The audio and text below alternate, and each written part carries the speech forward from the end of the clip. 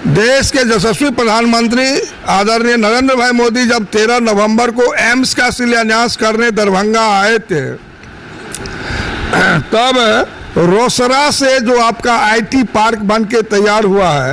यहाँ 500 करोड़ की लागत से 2 लेन सड़क का भी शिलान्यास उन्होंने किया।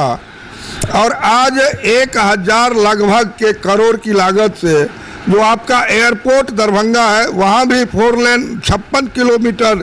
का जो जयनगर तक है, दरभंगा जयनगर, उसका भी 15 किलोमीटर का टेंडर अवार्ड हो गया है और सेकेंड लॉट में काम आगे बढ़ चुका है।